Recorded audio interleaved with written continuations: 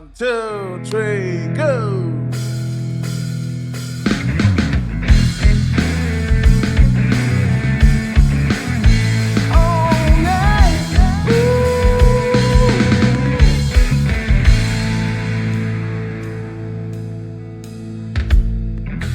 Yang menenun tak menentu, mau kamu yang tak ada, ingin kamu yang tak bisa.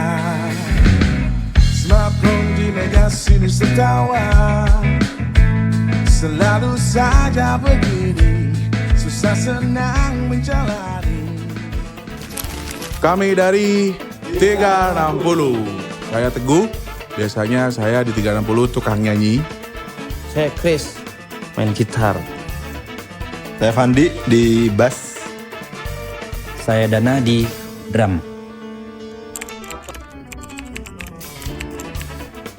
Ya, 360 itu terbentuknya tahun 2015 dan saya masih ingat sekali waktu itu sore di mana Mas Rio dan Chris datang ke rumah ucuk untuk bicara tentang gimana yuk kalau kita buat band. Nah, waktu itu juga band 360 terbentuk dan formasinya bukan seperti ini, bukan berempat, tapi kita berlima. Untuk formasi awal kita ada saya, Teguh, Chris, Dana, Mas Yoyon, dan Mas Rio. Nah, dengan selang beberapa waktu formasi itu berubah dan akhirnya sampai sekarang kita berempat. Jadi saya, Chris, Dana, dan Fandi. Seperti itu. Nama 360 sebenarnya kami pilih karena ya ada makna filosofinya sebagai kehidupan. Nah, jadi terkadang hidup tuh orang di atas dan di bawah, kadang di samping kanan, kadang kiri. Nah, mungkin filosofinya lebih ke dimanapun kita nanti berada, insya Allah 360 akan tetap solid dan tetap menjunjung tinggi rasa kebersamaan bareng-bareng seperti itu. Ya, sebenarnya kalau ngomong masalah genre saya sendiri juga bingung karena kita kadang main seperti ini, kadang main seperti itu. Cuman kalau saya rasa sih ya, kita lebih banyak main musik pop. Ya ada unsur-unsur jazzinya gitulah.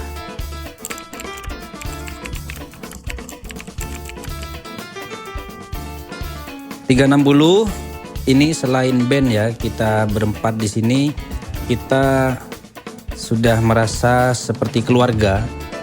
Dari awal terbentuk, perjalanannya macam-macam sampai saat ini. Jadi nggak cuma main musik aja kita. Jadi yang sering kita lakukan yaitu selain main musik, ngopi, kumpul-kumpul.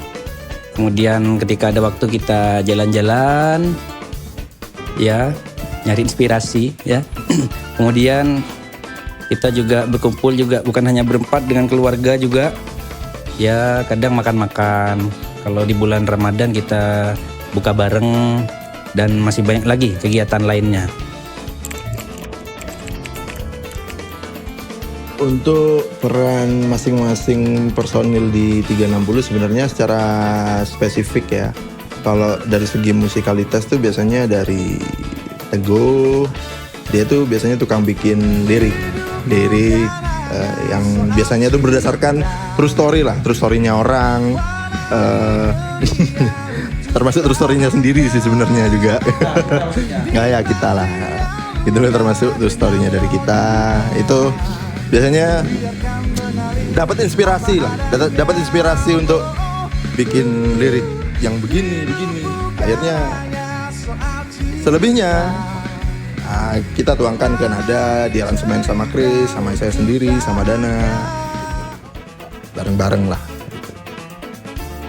Terus kalau secara teknisnya biasanya kita punya tanggung jawab sendiri ya untuk alat-alat. Misalnya saya sendiri dipegangi bass. Terus untuk Dana itu dia punya alat alatnya masing-masing lah, kayak Chris gitu. Kayak Teguh biasanya dia bawa standbook sama nama akriliknya yang 360 gitu. Nah selebihnya itu ya wis kita tugasnya wis kalau misalnya ada job ya kita ngulik lagu yang di request, Teguh ya wis ngapalkan lagunya dan segala macam lah.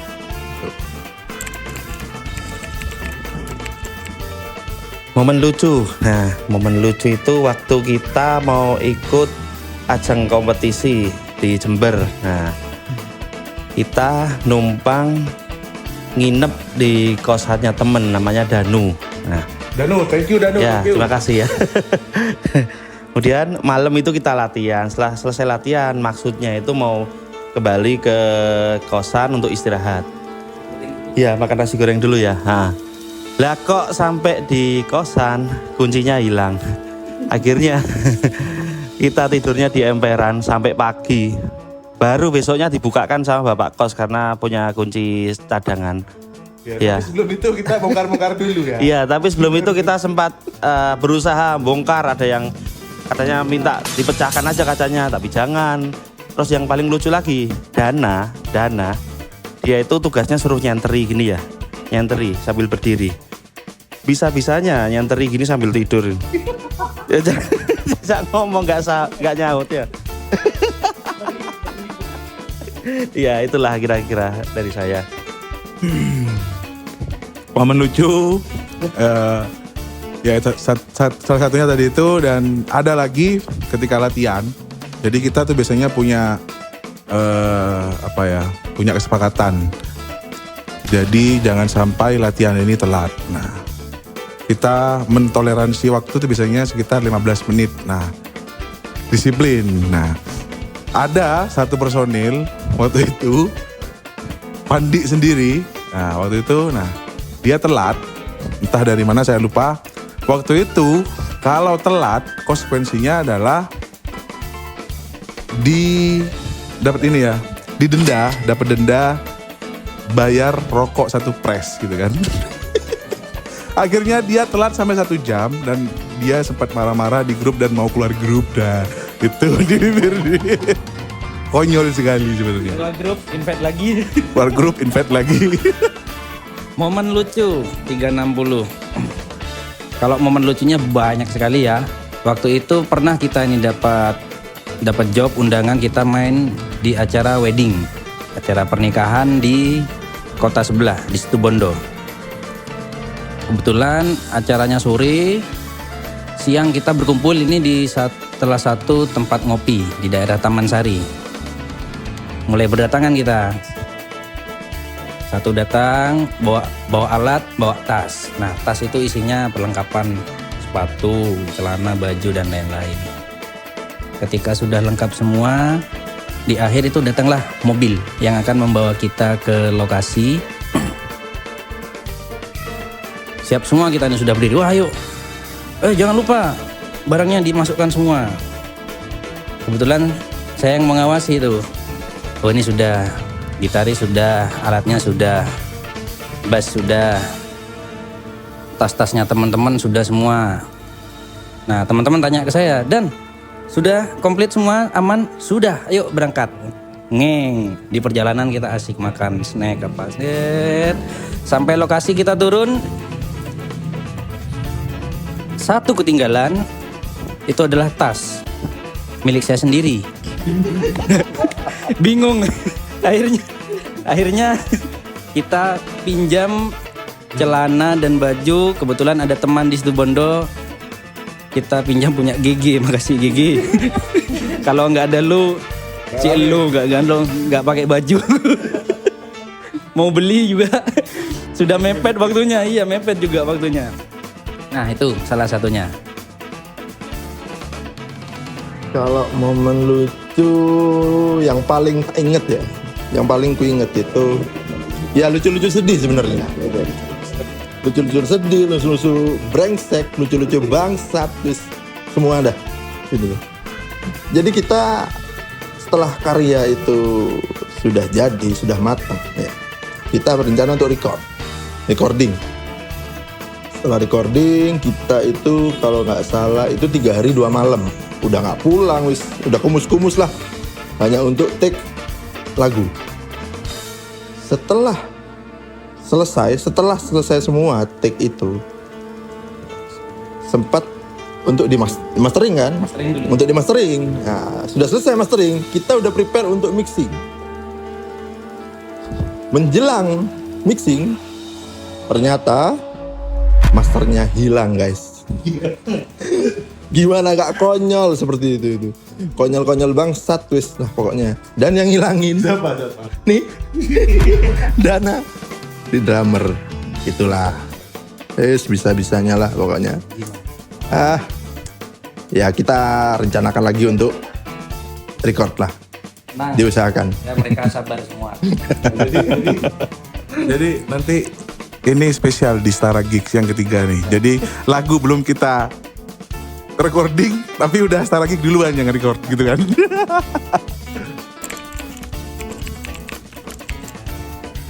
Tips untuk panjang umur ya.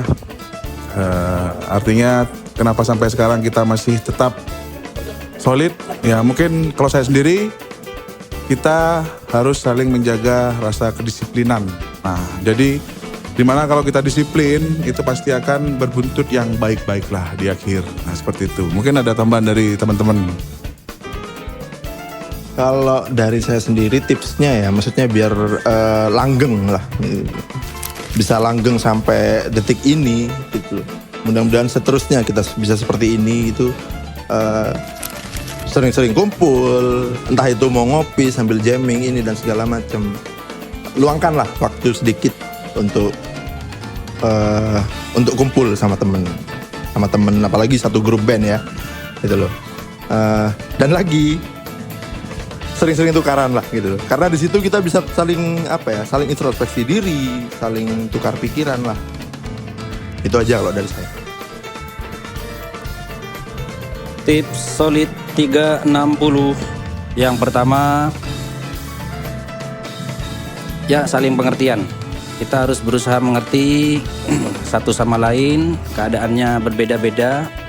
Kemudian yang kedua, kalau tadi dari Fandi sering tukaran, itu ada lanjutannya. Ketika tukaran yang satu yang egonya naik, ini yang marah, yang lain down dulu. Nah, ketika marahnya sudah selesai, sudah keluar grup, invite lagi, lanjut lagi, oke. Begitu, itu aja. Oke, kalau dari saya sebenarnya yang penting punya komitmen yang sama gitu ya. Jadi sekalipun ada problem dinamika di dalam sebuah grup, asalkan kita punya komitmen yang sama, itu pasti nanti akan komitmen itu yang menjadi kunci agar kita bisa solid. Ya. Oke, buat teman-teman semuanya, jangan lupa nanti saksikan kami di Gigs yang ketiga, Stara Gigs, yang akan dilaksanakan tanggal 16 Maret 2025 jam 15.30 dan lokasinya itu ada di belakang Cafe 7 Kawan. Dan jangan lupa nanti ajak teman-teman mungkin ya untuk hadir dan ramein acara Gigs Stara Gigs nanti di tanggal 16 itu ya. Oke. Setara Sama.